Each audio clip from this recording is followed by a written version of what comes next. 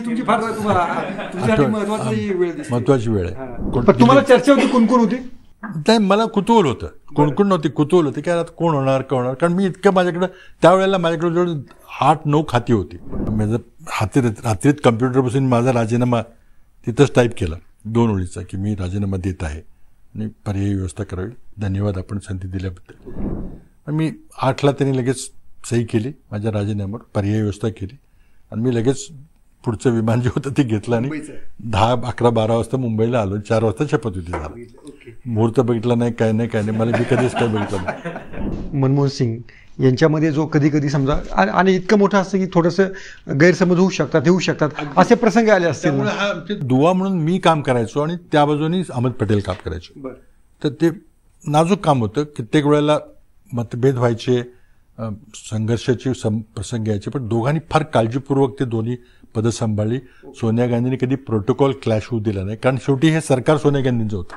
हे पुन्हा अधोरेखित केलं पाहिजे. लोकांनी मतही सोनिया गांधींना दिली होती, त्या झाल्या नाहीत, गोष्ट वेगळी आहे. पण त्यामुळे त्यांचा आग्रह, त्यांनी जरी पद सोडला असला, त्यांचा आग्रह होता की हा जो मॅनिफेस्टो आहे, जो जाहीरनामा आहे, तो लोकांनी त्या जाहीरनाम्याला मतं दिली आहेत. त्यामुळे जाहीरनामा अंमलात आणण्याचं काम तुमचं आहे आणि ते तुम्हाला मी विचारत राहणार. आणि त्यामुळे त्या फार काळजीपूर्वक पोहोचायच्या. त्यामुळे जाहीरनामा कुठपर्यंत आला याची आमची कमिटी असायची. दर आठवड्याला आमच्या मीटिंग असायच्या. माझं काम असायचं की हे काम झालं नाही, ते झालं नाही. आणि खूप आम्ही जाहीरनामा सिरियसली घेतला, जसं पूर्वी कधी घेतला. याच्यामध्ये एक फक्त नवीन जे पुस्तक आलेलं आहे प्राईम मिनिस्टर डिसाईड म्हणून, त्याच्यामध्ये असं सांगण्यात आलं की सोनिया गांधींनी पंतप्रधान होऊ नये असा राहुल गांधींचा फार आग्रह होता. हे जर याच्याबद्दल थोडा प्रकाश टाका. निर्जा चौधरींशी माझे फार चांगले संबंध आहेत.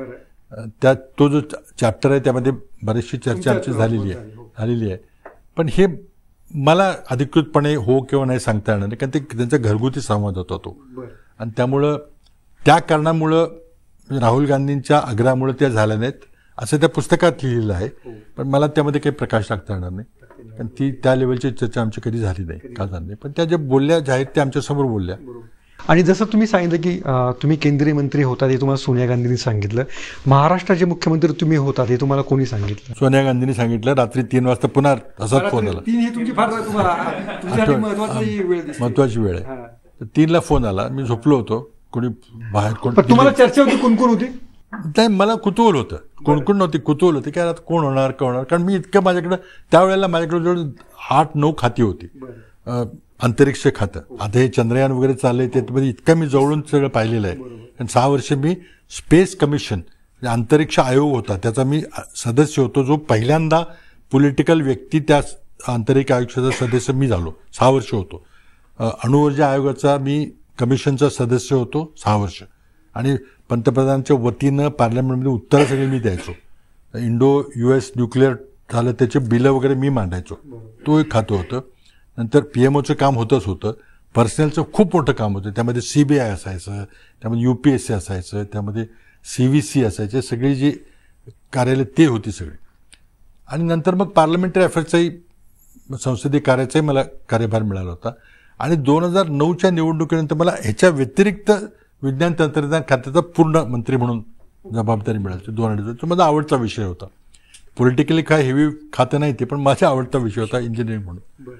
पण खूप मला काम मिळालं. त्या परिस्थितीमध्ये मी जावं असं काही मला वाटलं नाही. म्हटलं मला कोण करणार, मी महाराष्ट्रात कधी कामच केलेलं नाही. मी आमदारी नव्हतो, काय नव्हतो. मला सगळे जिल्ह्याचे नाव विचारलं तर मला विचार करावा लागेल की किती जिल्हे आहेत.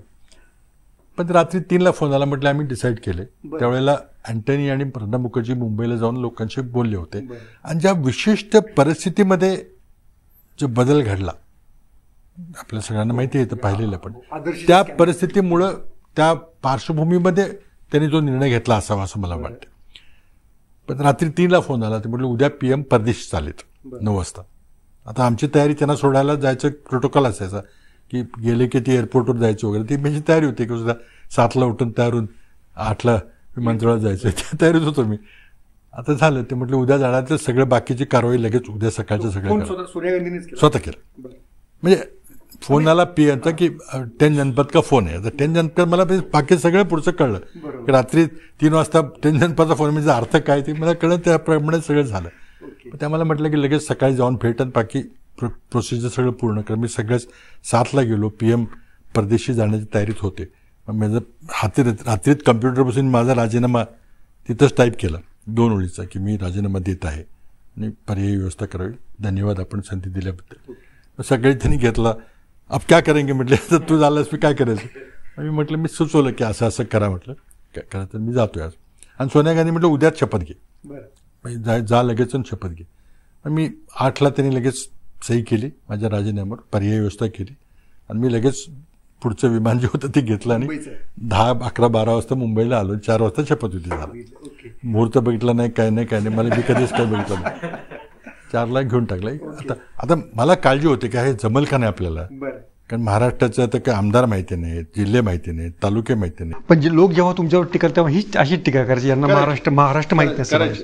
पण मग मला एक कॉन्फिडन्स होता की मला हार्डवर्क करायला कधी मी मागे पुढे पाहिलं नाही, कारण शिक्षणामध्ये म्हणले आपण सगळं करूया पण काळजी घ्यावी लागेल.